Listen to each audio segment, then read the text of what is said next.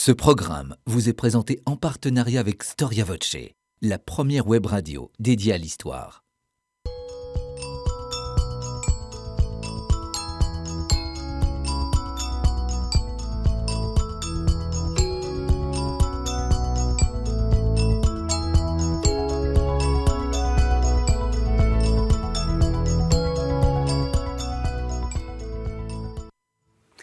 Chers téléspectateurs, bonjour à toutes et à tous. Merci pour votre fidélité à l'émission Au risque de l'histoire. Alors, dans l'histoire du christianisme, la question de l'esclavage occupe une place toute particulière. En effet, notre vision est généralement d'associer l'un et l'autre avec une question : pourquoi les églises et les chrétiens ont-ils tant tardé à se mobiliser en faveur de l'abolition de l'esclavage ? Comment faire face à cette contradiction d'une religion prenant l'amour de son prochain avec les pratiques esclavagistes ? Pourquoi ces églises n'ont-elles pas respecté cette simple dignité humaine ? Une autre perception consisterait à dire au contraire que l'histoire du christianisme reflète une longue maturation vers l'abolition d'une pratique, que précisément l'abolition était en germe dans la vision chrétienne de la société.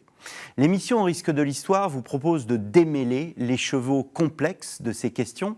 Comment, à travers les époques, l'Antiquité, le Moyen-Âge, la modernité, l'esclavage se recompose. Comment, face à cette réalité, le christianisme lui-même se recompose sans cesse. Et c'est ce que nous allons voir aujourd'hui avec Olivier Grenouillot et Charlotte de Castelnau-Lestoile. Charlotte de Castelnau, bonjour. Bonjour. Merci d'avoir répondu à notre invitation. Vous êtes professeur d'histoire moderne à l'Université de Paris, chercheur au laboratoire ICT, donc pour Identité, Culture et Territoire. Donc vous êtes spécialiste de la question de l'esclavage. Vous aviez publié il y a plusieurs années cet ouvrage, un catholicisme colonial, le mariage des Indiens et des esclaves au Brésil, un ouvrage paru aux presses universitaires de France. Et en 2019, vous avez publié ce qu'on appelle un exercice de micro-histoire, Pascoa et ses deux maris, une esclave entre Angola, Brésil et Portugal au XVIIe siècle, toujours aux presses universitaires de France. Et ce livre a reçu le prix lycéen du livre d'histoire 2020 des Rendez-vous de l'Histoire de Blois et le prix du Sénat du livre d'histoire 2020. Olivier Grenouillot, bonjour. Bonjour. Vous êtes grand spécialiste de cette question de l'esclavage. Vous venez de publier un ouvrage absolument majeur sur ce sujet, sur le sujet de cette émission, Christianisme et esclavage, donc paru à la NRF, aux éditions Gallimard. Alors, votre actualité littéraire, c'est aussi Mémoire d'un négrier, paru aux éditions du Cerf, donc Mémoire d'un négrier, Joseph Monneron-Dupin, 1748-1833, et il y a un de vos ouvrages qui va être publié au mois de janvier chez Folio, une réédition donc, dans la collection de poche. Qu'est-ce que l'esclavage ? C'est bien cela ? Tout à fait. Alors, justement, si on pouvait commencer par cette première question, comment définir l'esclavage ? Alors, je sais que votre ouvrage fait 500 pages, mais je vais vous demander de le résumer en 3 minutes. Écoutez, d'abord, c'est une question que l'on a longtemps un petit peu évacuée, parce que l'esclavage serait trop complexe, il y aurait trop de variantes de l'esclavage à travers le temps et l'espace, et puis l'esclavage rend à quelque chose de tellement ignoble qu'on ne sait comment le rendre intelligible. Néanmoins, et là c'est Engels, le compagnon de route de Karl Marx, qui en 1878 disait que l'esclavage et toutes ces choses infâmes de l'histoire, il faut bien sûr les critiquer, mais il faut chercher à comprendre comment elles ont pu finalement avoir lieu. Et pour comprendre, il faut commencer par définir. Alors dans ce livre, je passe en revue finalement tous les obstacles qui peuvent expliquer pourquoi on a du mal à définir l'esclavage. Et puis j'arrive à définir l'esclavage à travers finalement ce qu'est l'esclave lui-même. Et l'esclave, à mon sens, ça renvoie à quatre variables, 4 critères. L'esclave, c'est d'abord quelqu'un qui est considéré comme un autre ou transformé en un autre. L'esclave, ensuite, c'est quelqu'un qui est possédé par son maître. Et je dis possédé, non pas forcément qui est la propriété de, puisqu'aujourd'hui il y a encore beaucoup d'esclaves de par le monde, même si l'esclavage est, d'un point de vue légal, interdit, et donc même s'il n'y a pas de titre de propriété sur des hommes. Mais il y a une possession concrète d'un homme par un autre homme. Et puis troisième élément, cet homme autre, possédé entièrement par quelqu'un d'autre, on peut tout lui demander. L'esclave, c'est l'homme, la femme ou l'enfant à tout faire. À travers le temps et l'espace, on a des ouvriers agricoles, bien sûr, des mineurs, mais aussi des précepteurs, des fonctionnaires, parfois de hauts fonctionnaires de l'État. On a aussi des pêcheurs de perles, des militaires, etc. C'est l'homme, la femme ou l'enfant à tout faire. Le quatrième élément qui résulte de tout cela, c'est que finalement, celui qui est autre, à qui on peut tout demander et qui est poussé par un maître, son humanité, elle est mise en sursis. C'est-à-dire que son maître peut le considérer comme il l'entend, soit comme un homme, soit comme un animal, soit comme une chose, même si l'esclave demeure toujours un homme, évidemment, parce que s'il n'était pas homme ou femme ou enfant, il ne serait pas utile à son maître, et parce que l'esclave résiste toujours d'une manière ou d'une autre à ce système, et donc reste toujours et demeure bien sûr un homme. Donc ces quatre idées, ces quatre piliers qui définissent l'esclavage, peut couvrir autant l'esclavage à l'époque antique que l'esclavage au XVIe siècle, au XVIIe siècle. Je pense. Il s'agit en quelque sorte de briques élémentaires qui ensuite se combinent de manière très différente. Le premier critère, par exemple, l'esclave est quelqu'un qui est considéré comme un autre ou transformé en un autre. Quels sont les facteurs de transformation d'un autre ? Ça dépend des époques et des sociétés. Ça peut être parfois l'esclave potentiel, c'est le non coreligionnaire. Ailleurs, c'est celui qui est considéré comme le barbare, qui ne parle pas la langue des Grecs. Dans la Russie tsariste du XVIIIe siècle ou à la fin de l'Empire romain, ça peut être des gens de conditions finalement sociales très inférieures, les humiliores à la fin de l'Empire romain, qui peuvent devenir esclaves. Et on peut aussi être transformé en esclave. C'est à mon sens raison pour laquelle il n'y a pas d'esclavage interne à une société. Quelqu'un qui est membre d'une société donnée et qui ensuite devient esclave, il est transformé en un autre. Il n'appartient plus à cette société de départ. Donc, si vous voulez, chacun de ces éléments, de ces quatre éléments, peut varier concrètement dans le temps et dans l'espace, mais on retrouve toujours ces quatre modalités associées entre elles. Charlotte de Castelnau, dans le catholicisme colonial, le mariage des Indiens et des esclaves au Brésil, vous montrez bien comment le mariage va transformer l'esclavage. L'esclavage tel qu'il est défini par Olivier Grenouillot peut évoluer, le statut d'un esclave peut évoluer à travers l'évolution des idées, des représentations, des conceptions. Alors, pour repartir de la définition d'un esclave, dans la société dans laquelle je travaille, la société du Brésil colonial, l'esclave, c'est le non libre. C'est c'est un statut juridique. Il peut être originaire de la société, puisqu'il y a des enfants qui naissent dans cette société qui sont esclaves, mais c'est le non libre, et il y a une frontière entre l'esclavage et la liberté qui est l'affranchissement. Donc, tant que vous n'avez pas passé cette frontière, vous êtes un esclave. Et un esclave, c'est quelqu'un qui a peu de droits, même quasiment aucun, mais dans cette société catholique, il a le droit au mariage. Ça remonte à quelque chose de très ancien, enfin du droit canon, de la théologie de l'époque médiévale. Les esclaves ont le droit de se marier. Et dans cette société catholique, il y a le respect de cette règle. Donc, une personne, un homme ou une femme sans droit, mais qui a la possibilité de se marier, c'est ça qui m'a intéressée. Et c'est à partir de là, de cet observatoire, disons, que j'ai essayé de faire le récit d'une société coloniale, esclavagiste et catholique. Voilà, parce que... Et très souvent, dans la définition de l'esclavage, mais M. Grenouillot ne l'a pas dit, on dira il est hors des liens de parenté. Très souvent, c'est une des définitions de l'esclavage.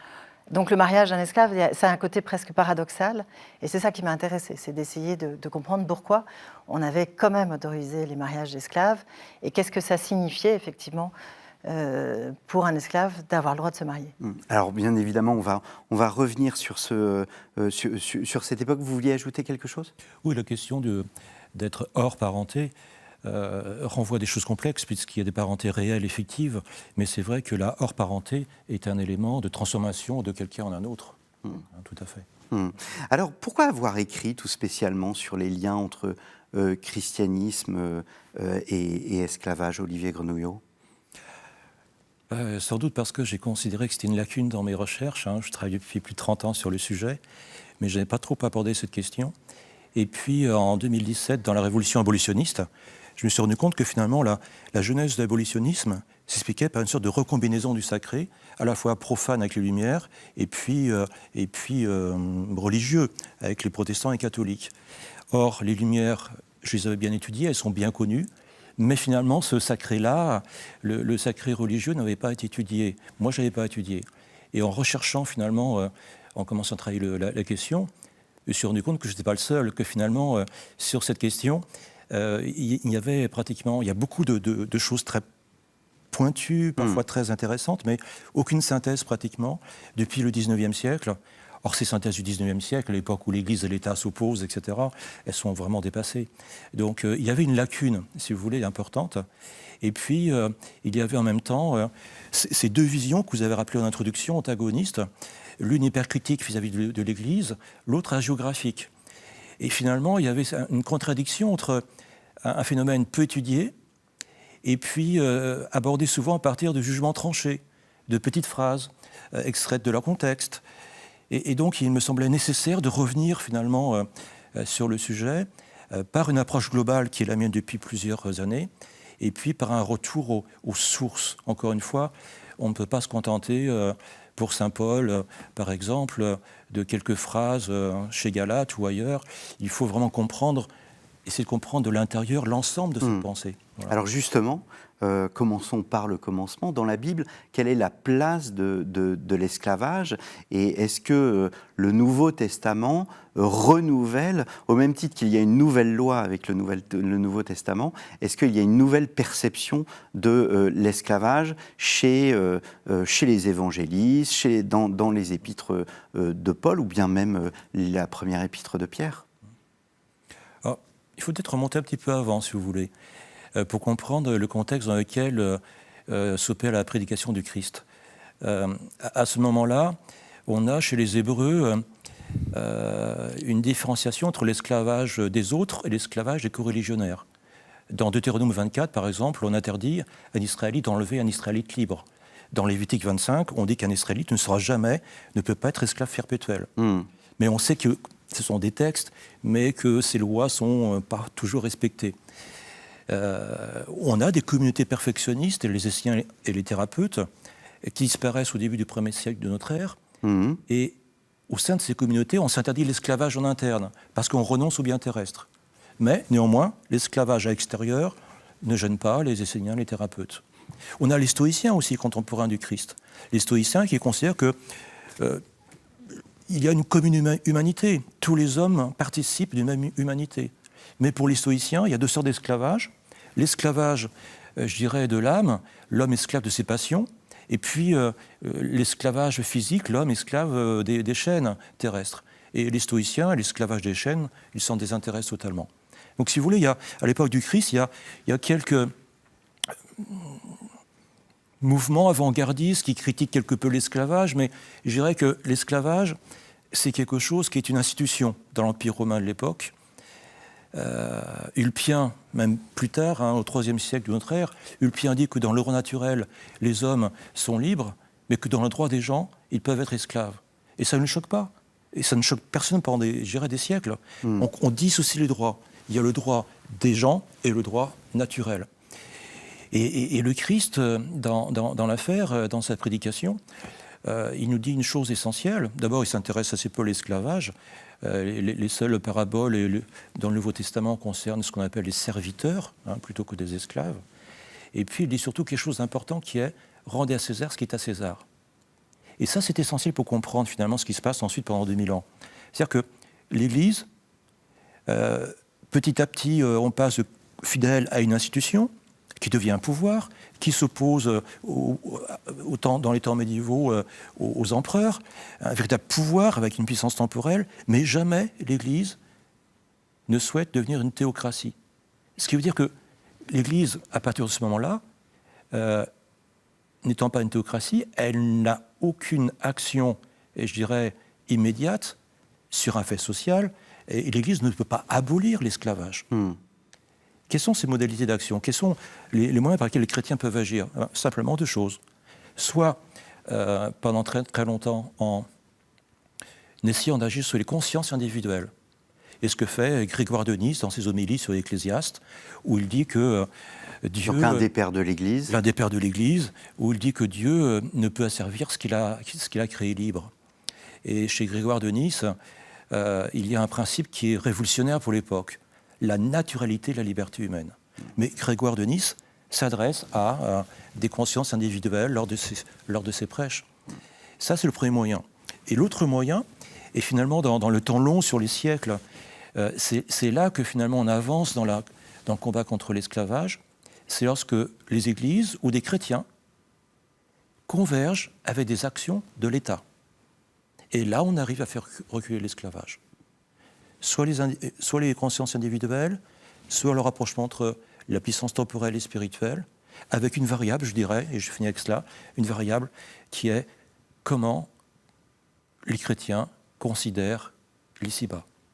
Paul considère l'ici-bas comme une propédeutique à l'au-delà. D'autres, à d'autres époques, comme Grégoire sous la Révolution française, considèrent que c'est un peu le providentialisme chrétien, considère que le monde ici-bas, eh bien, il faut aussi le transformer concrètement pour qu'il ressemble aux préceptes évangéliques. Et à ce moment-là, les chrétiens agissent concrètement dans la société. Charlotte de Castelnau, dans tous les textes, alors je préviens nos téléspectateurs, on va passer d'une époque à une autre, hein, c'est un peu le principe, hein, puisque vous abordez l'ensemble des périodes du christianisme. Vous, Charlotte de Castelnau, vous avez étudié le catholicisme colonial au Brésil. Est-ce que vous avez vu dans les textes que vous avez pu lire, notamment des clercs, des références aux évangiles sur ces questions, à savoir que voilà, l'esclavage ferait partie de la vie et au fond, comme il existait à l'époque antique, il pourrait très bien exister à l'époque moderne? Ah oui, dans le monde que j'étudie, l'esclavage fait partie du système, d'autant plus que les Portugais ont été très importants dans la traite atlantique, puisque c'est eux qui ont le monopole de la navigation sur les côtes de l'Afrique. Donc c'est eux qui relancent un esclavage à l'époque moderne très intense. Et l'Église, ce monde colonial portugais est un monde catholique. Hein, c'est la papauté qui a autorisé les Portugais et les Espagnols à dominer les terres, ou du moins pratiquer le commerce dans ces terres-là. Donc c'est pour ça que je parle de colonialisme catholique, c'est-à-dire que c'est vraiment sous les auspices de l'Église que ce monde existe. Et ce monde considère que l'esclavage fait partie... Alors, il y a quelques scrupules, mais finalement assez peu. Et même d'une certaine façon, vous avez des membres de l'Église qui prônent en fait l'esclavage comme un moyen de déterritorialiser les Africains, hein, de les faire venir en terre chrétienne. C'est le cas du père Antonio Vieira, hein, qui dit nous ne pouvons pas évangéliser les Africains en Afrique, nous allons les déplacer dans les terres chrétiennes et nous les évangéliserons. Et donc là, il y a une forme d'acceptation, d'autant plus que ces esclaves, qui sont toujours là pour travailler, hein, permettent à notamment ces missionnaires jésuites de pouvoir évangéliser les Indiens avec les revenus procurés par le travail des esclaves africains. Donc c'est un système qui fonctionne de façon assez claire, et avec, c'est là peut-être une différence dans nos travaux, c'est que ces esclaves deviennent des membres de l'Église, puisqu'ils sont chrétiens. Hein, donc moi je m'intéresse aussi, si vous voulez, à ces esclaves chrétiens, et ces Indiens chrétiens qui sont devenus des membres de l'Église, comme tous les autres chrétiens. Ce qui est en soi paradoxal, parce qu'au fond, ils sont victimes d'un système, et en même temps, ils rentrent dans ce système en se convertissant. Ils se convertissent, ils deviennent chrétiens. Bon, et c'est pour ça que la question du mariage est intéressante, parce qu'en tant que chrétiens, ils ont droit au mariage, et en tant que chrétiens, ils vont se défendre créer des espaces d'autonomie autour de ces règles du mariage. Voilà. Donc, j'allais dire, voilà, c'est pas seulement le christianisme et l'esclavage, c'est aussi le christianisme et les esclaves. Et les esclaves, certains deviennent chrétiens. Et à partir de ce moment-là, ils œuvrent aussi à l'intérieur du christianisme pour se trouver une place. Voilà. Vous montrez qu'il y a même des esclaves, enfin, qui deviennent prêtres. Alors, pas d'esclaves qui deviennent prêtres, des descendants d'esclaves. Oui. Dans le Brésil du XVIIIe siècle, il y a des prêtres de couleur dont il faut... on les retrouve parce qu'il y a des dossiers de macules serviles et ils demandent une autorisation pour devenir prêtre, qui en général est donnée lorsqu'ils la demandent jusqu'à Rome. Mais sur place, les autorités ne sont pas toujours... mais ça dépend, bien sûr. C'est souvent aussi, au départ, des enfants de maîtres blancs et de femmes esclaves. Voilà, donc, et puis, à la fin du XVIIIe siècle, on trouve des candidats à la prêtrise qui sont des fils de 2 esclaves, ou petits-fils de 2 esclaves. Donc, une ascension dans cette société coloniale, catholique, esclavagiste, mais où il y a des formes de circulation, de fluidité. Alors Olivier Grenouillot, je repars en arrière. Est-ce que dans les mutations que l'on voit, enfin dans la conversion de l'Empire, en fait, tout simplement, la conversion de l'Empire au christianisme, l'Empire romain, est-ce qu'on assiste à un changement des pratiques? Est-ce qu'il y a une influence du christianisme antique sur la pratique de l'esclavage? Alors, oui et non. Tout d'abord, il faut savoir qu'en 312, quand Constantin se convertit au christianisme, il y a à peu près 5 à 10% de chrétiens dans l'Empire.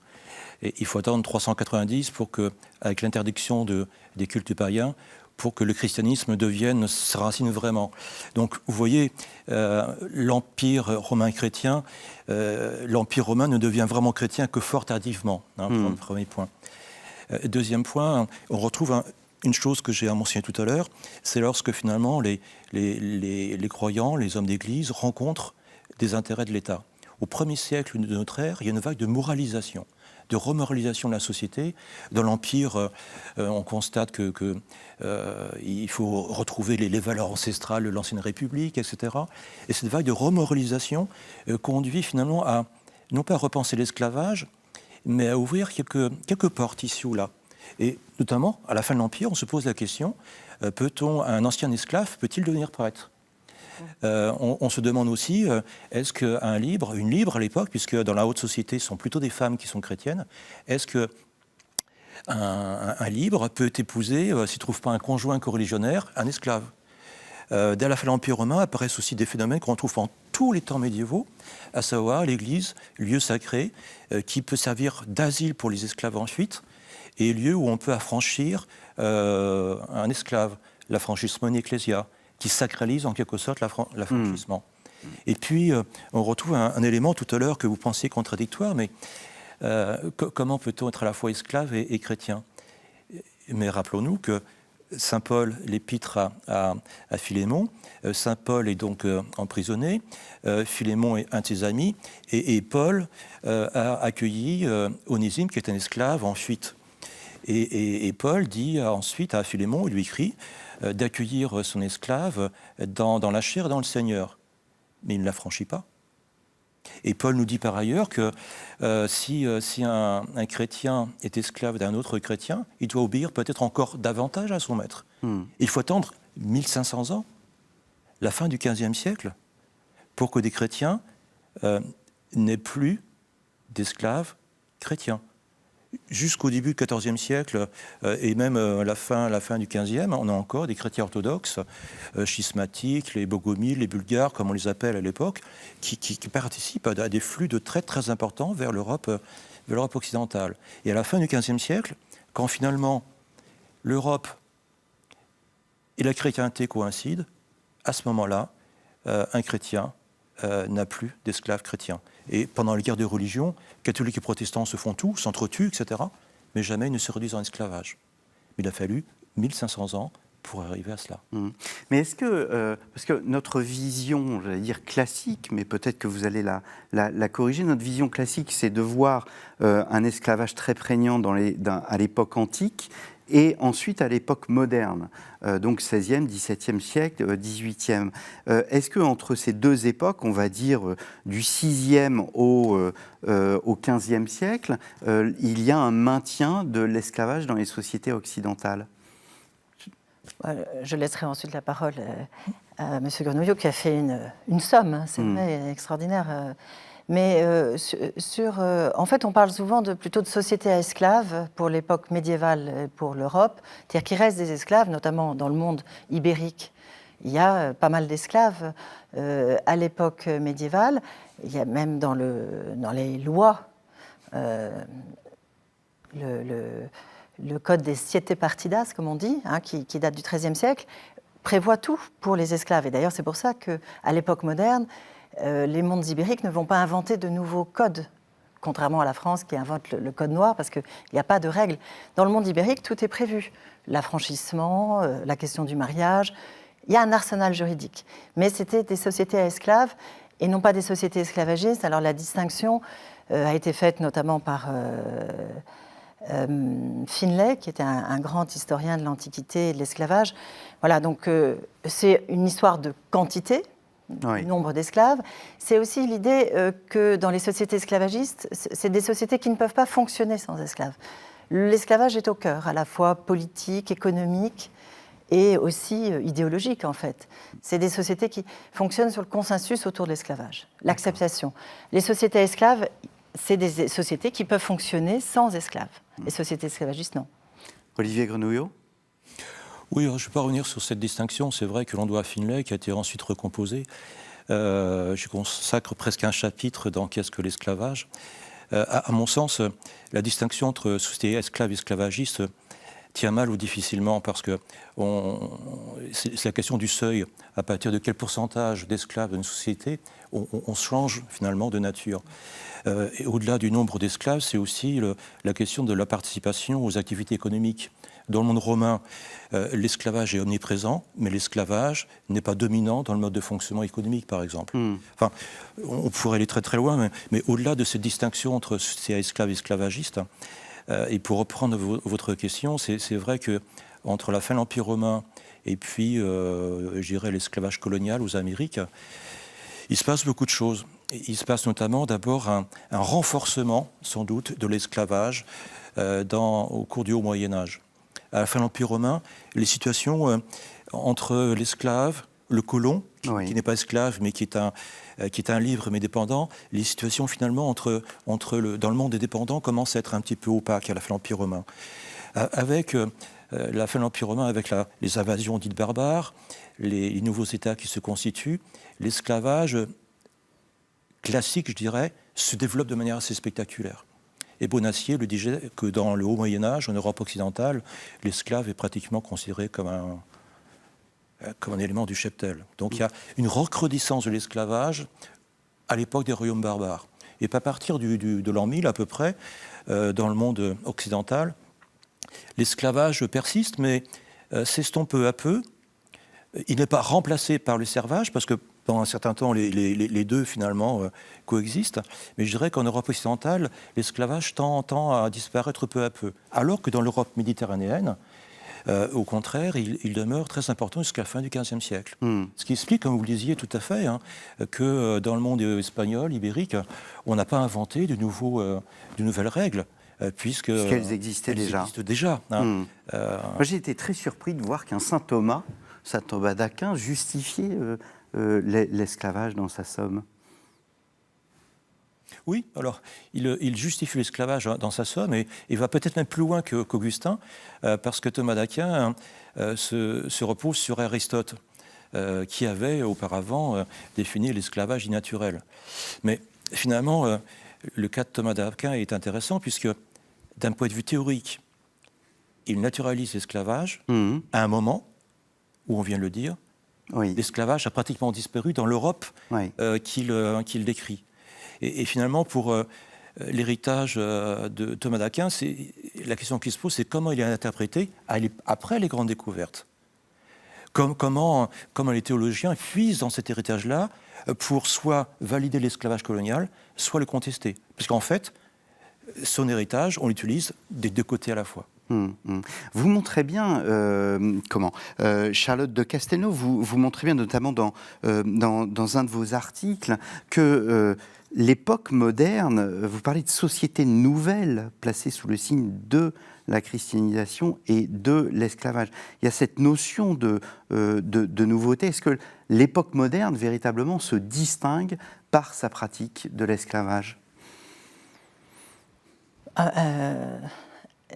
mon avis, oui, même si l'esclavage existe dans toutes les sociétés et dans des formes différentes, mais ce qui naît à l'époque moderne, c'est la société de plantation, notamment à São Tomé, c'est dans le golfe de Guinée d'abord, et puis ensuite transplanté au Brésil, et ensuite du Brésil vers les Caraïbes.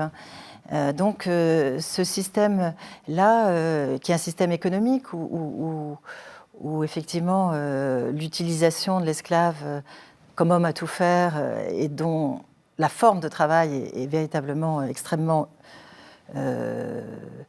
disons que l'esclave peut s'adapter à tout. À la forme du travail. Et donc, ces sociétés-là se construisent sur cet esclavage, mais ce ne sont pas des sociétés hors la loi, ce sont des vraies sociétés qui se construisent. C'est pour ça que la référence au christianisme est importante, parce qu'on veut y construire une société. Ce n'est pas simplement un monde de la violence, de la répression, non. Et c'est pour ça que l'angle du mariage, je reviens, est intéressant parce que si on veut construire une société, il faut pouvoir marier les gens. Et dans le cas du Brésil, mais ça va s'étendre à l'ensemble de la chrétienté, à la fin du XVIe siècle, les jésuites, qui reposent beaucoup sur l'esclavage et dont les financements reposent beaucoup, vont demander au pape et vont obtenir du pape une bulle, c'est-à-dire un décret, pour autoriser le mariage des esclaves dans un monde que le pape Grégoire XIII décrit comme le Brésil, l'Angola et l'Éthiopie. Donc c'est en fait exactement le monde de la traite. Donc on est en 1585, la papauté a compris et a accepté cet état de fait d'une société qui se construit, une société catholique, dans un monde comme le Brésil, monde qui est produit par la traite à la fois venant d'Afrique et la traite intérieure, la traite des esclaves indiens. Donc il y a une forme de reconnaissance d'une société qui se construit sur l'esclavage et qu'on construit en considérant que les membres de cette société seront des chrétiens. Mais il est assez difficile de lire et de voir la complexité, d'ailleurs complexité que vous montrez dans votre ouvrage, entre d'une part ces jésuites qui profitent de l'esclavage, mais dont les colons par ailleurs considèrent qu'ils sont trop proches des esclaves. Et vous montrez aussi des colons qui se méfient beaucoup des clercs. Oui, parce qu'il y a une tension entre le monde des colons et le monde des jésuites, notamment pour l'accès à la main-d'œuvre indienne. Les jésuites défendant la liberté des Indiens, là on revient sur les questions assez complexes pour comprendre la différence entre l'esclavage indien et l'esclavage africain. Donc les jésuites défendent la liberté des Indiens, mais ils veulent contrôler quand même les Indiens par le biais de villages d'évangélisation et contrôler leur travail. Voilà. Du coup, bien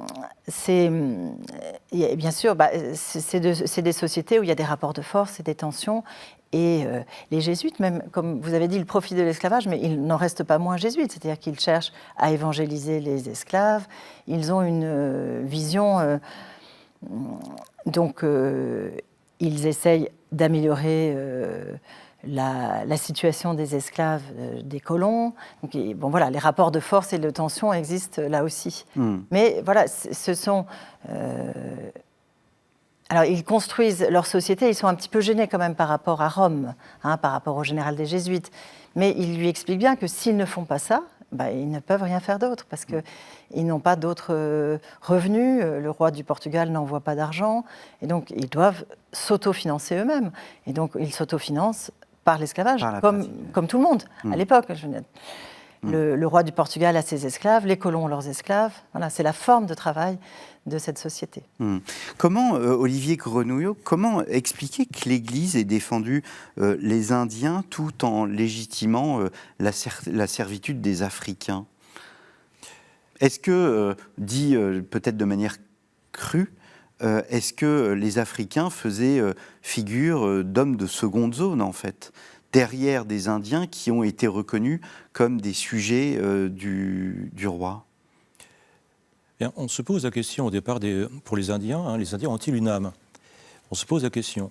Pour les Africains, on ne se pose pas la question. On considère d'emblée qu'ils ont une âme, puisque dès le départ, au milieu du XVe siècle, ils sont baptisés dès lors qu'ils sont transportés en dehors de l'Afrique.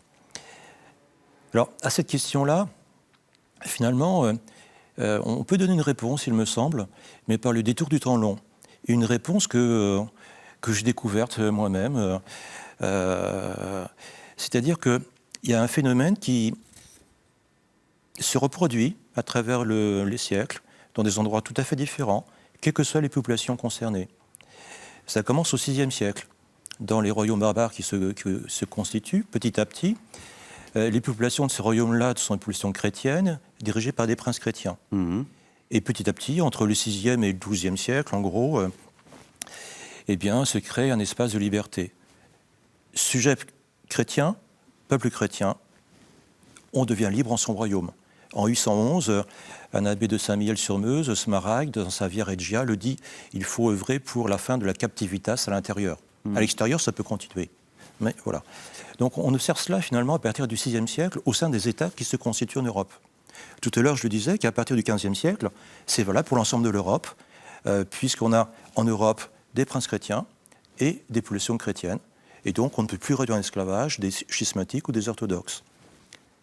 En 1435, le pape Eugène IV menace d'excommunier toute personne qui réduirait en esclavage les habitants des îles Canaries.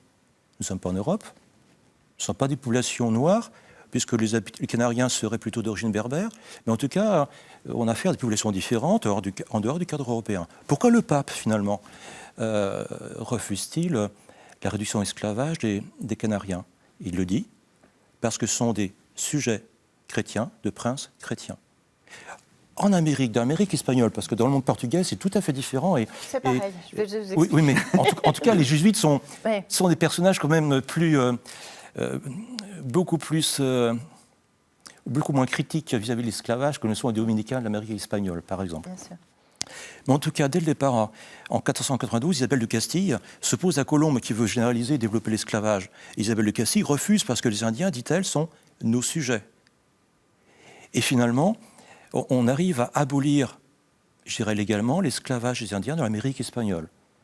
Ça passe par différents textes. 1530, Charles Quint l'abolit, puis après les colons, il y a un tollé général. Donc 1534, on doit reculer, et donc on réglemente l'esclavage. Et 1542, les lois nouvelles, inspirées par Las Casas, l'esclavage est officiellement aboli. Ça ne met pas du tout fin aux exactions contre les Indiens, bien sûr. Mais l'esclavage est officiellement aboli. Il y a une différence entre le texte et la réalité du terrain?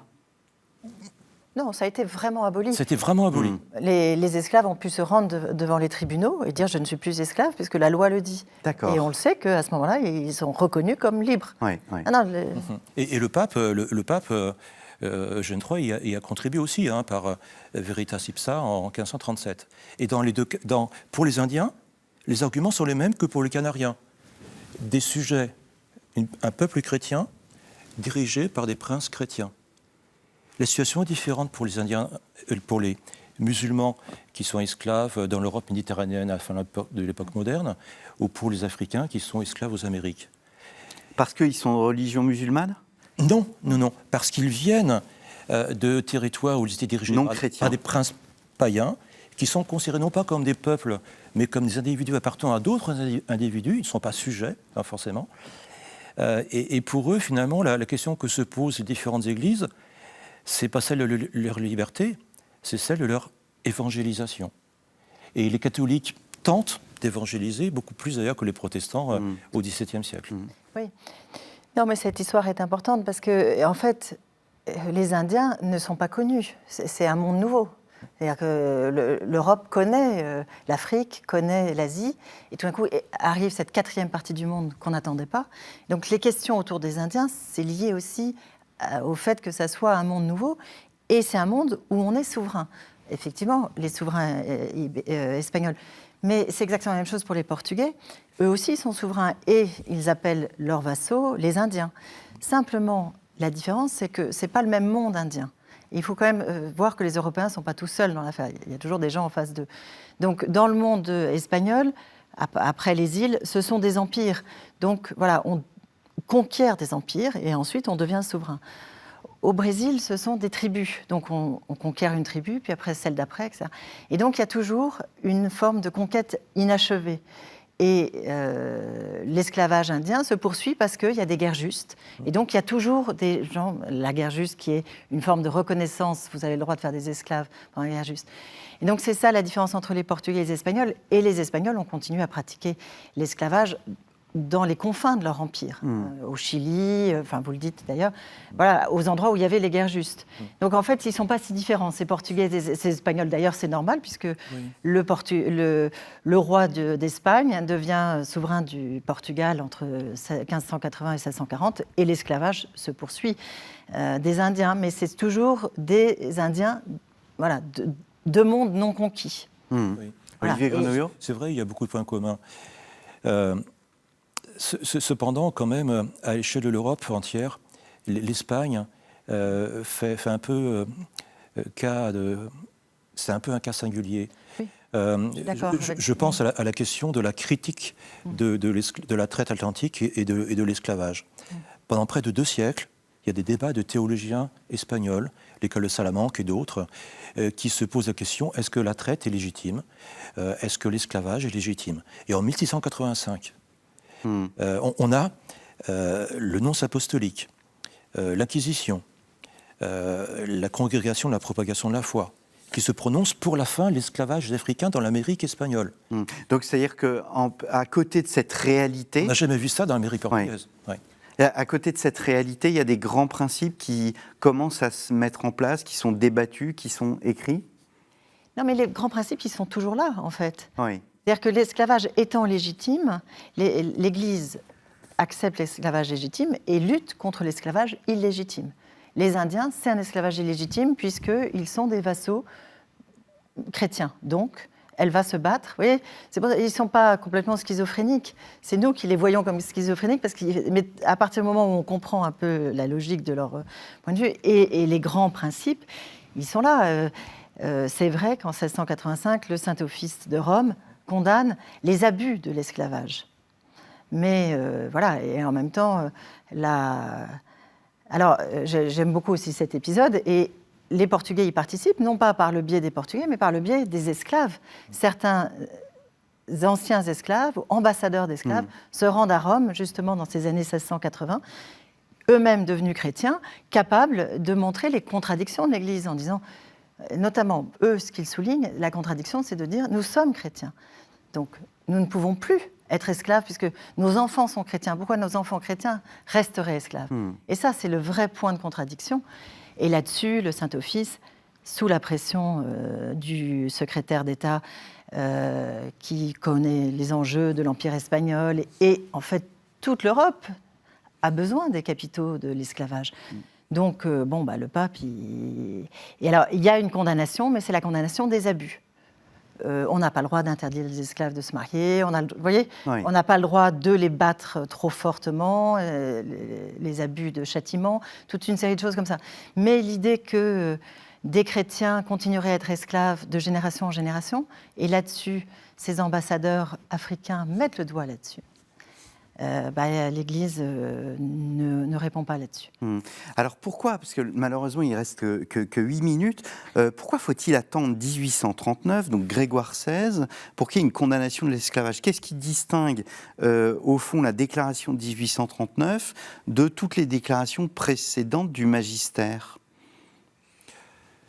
Je dirais là que, donc, pour faire suite à notre discussion, parce qu'il y a eu pendant près de 2 siècles des débats finalement, la traite, l'esclavage, sont-ils légitimes ou pas, que peut-on faire, voilà.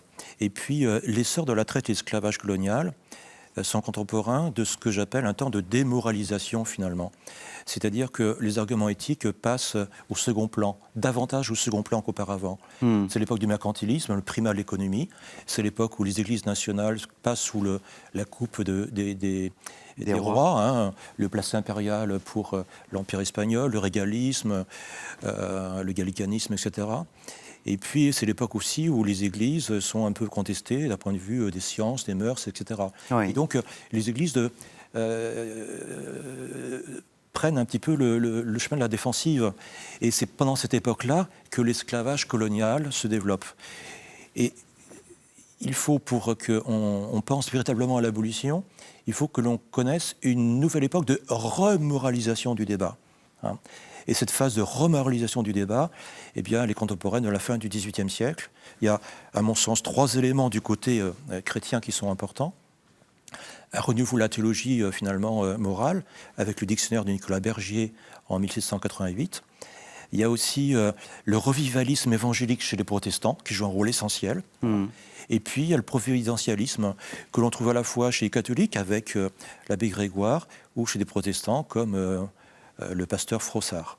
Et chez les catholiques, chez les chrétiens, ce sont ces 3 éléments-là qui poussent, je dirais, des éclaireurs, parce que ce sont des individus isolés, chrétiens, qui prennent position contre la traite et l'esclavage. Et par exemple, chez les protestants, jamais aux États-Unis ou ailleurs, les églises établies n'arrivent à se mettre d'accord pour condamner l'esclavage. Et donc, ce sont des éclaireurs, finalement. Il faut attendre 1839 pour que le pape, côté catholique, parce que là, il y a un magistère, finalement, il y a une voix unique, prenne position. Hein. Mais avant cette prise de position officielle, il y a tout le rôle, finalement, de ces individus isolés, qui est essentiel. Hein. Il y a 2 sortes de militants abolitionnistes, des hommes des Lumières et des chrétiens. Et parfois, sont les 2 à la fois, avec l'abbé Grégoire. Et c'est Victor Schœlcher, un anticlérical, qui, en quelque sorte, va être le symbole de l'abolitionnisme. Oui, je voulais juste rajouter, parce que Grégoire XVI, en 1839, c'est la condamnation de la traite. Oui. Et la condamnation de l'esclavage par l'Église, c'est 1888. Et c'est très intéressant parce que l'esclavage dure au Brésil jusqu'en mai 1888. Et la bulle ou l'encyclique, je ne sais plus si c'est une encyclique, enfin la condamnation est absolument contemporaine. Et donc en fait, il y a aussi des questions diplomatiques.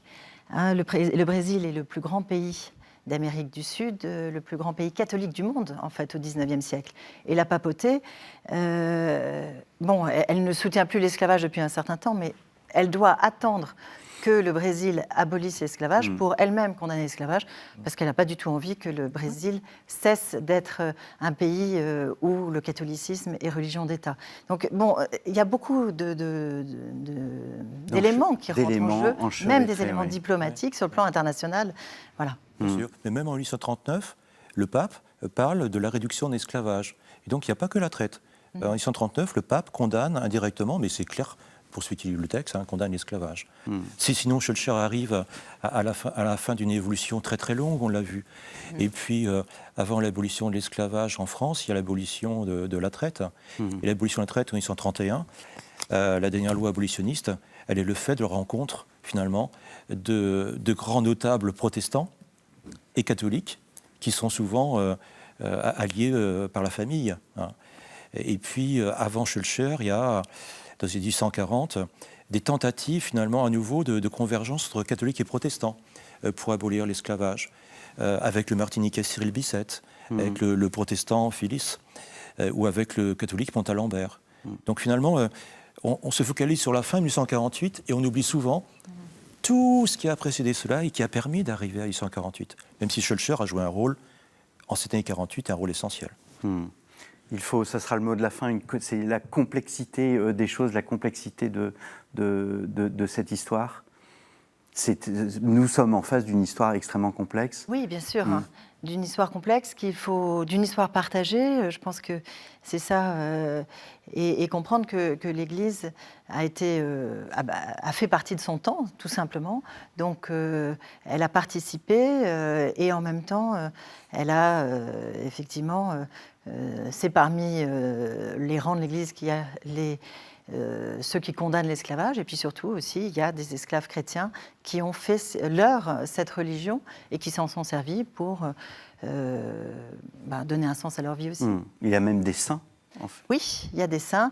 Enfin, les saints esclaves, dans cette période, justement, c'est plutôt... l'Église choisit plutôt des religieux, Pierre Claver, par exemple, ou Saint Benoît le Mort, donc un Africain. C'est un Africain qui devient saint au début du XIXe siècle, mais qui est très populaire pendant toute la période, qui est vénérable dès le XVIIIe siècle, et qu'on retrouve sur tous les autels du monde ibérique, par exemple, qui serait originaire d'Angola, mais né en Sicile. Alors, ce n'est pas en Amérique, il est né en Sicile.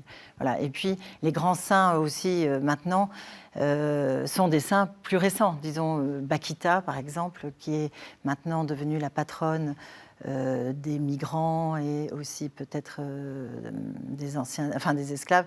Elle a été canonisée en l'an 2000. Voilà. Eh bien, merci beaucoup à tous les deux d'être venus sur notre plateau. J'espère que nous avons bien montré à nos téléspectateurs ô combien cette question est complexe, et pour mieux la comprendre, eh bien, je les renvoie à vos ouvrages respectifs. Tout d'abord, Pascoa et ses deux maris, une esclave entre Angola, Brésil et Portugal au XVIIe siècle. Vous avez remporté le prix du Sénat du livre d'histoire 2020, donc Charlotte de Castelnau, un livre paru aux presses universitaires de France, chez le même éditeur, Un catholicisme colonial, le mariage des Indiens et des esclaves au Brésil, donc l'histoire de ce qu'on peut appeler un droit, ni plus ni moins, le droit de se marier. Et vous, Olivier Grenouillot, aux éditions Gallimard, à la NRF, Christianisme et esclavage, il vient juste de sortir, et vous avez publié aussi Mémoire d'un négrier, Joseph Monéron Dupin, 1748-1833. Alors on est un peu sidéré par la production des différents magazines sur le sujet. Alors à l'heure où nous enregistrons ces émissions, il y a plusieurs publications. Vous pouvez retrouver ces publications sur les sites internet de ces revues. Tout d'abord, le Figaro Histoire, auquel vous avez participé, Esclavage, la tragédie des siècles. Vous y retrouvez aussi un article de Frédéric Régent qui a été interviewé sur Storia Voce dans une série sur les esclaves justement des Caraïbes. Esclavage, Histoire, Magazine, Origine, Romantique, Christianisme, Carrefour méditerranéen, etc. Et enfin, la traite arabo-musulmane parue chez Historia. Donc n'hésitez pas à vous rendre sur les sites de ces magazines afin de vous les procurer. Il me reste à vous remercier, chers auditeurs, chers téléspectateurs, pour votre fidélité. N'hésitez pas à vous rendre sur storiavoce.com, le site de notre partenaire, si vous êtes amoureux de l'histoire, et si vous souhaitez redécouvrir ou découvrir les autres émissions que nous avons enregistrées, eh bien, n'hésitez pas à vous rendre sur KTO-TV.com. Il y a notamment une émission sur les grandes découvertes. Un grand merci à vous pour votre fidélité, et je vous donne rendez-vous dans 2 semaines pour un nouveau numéro de Risque de l'Histoire.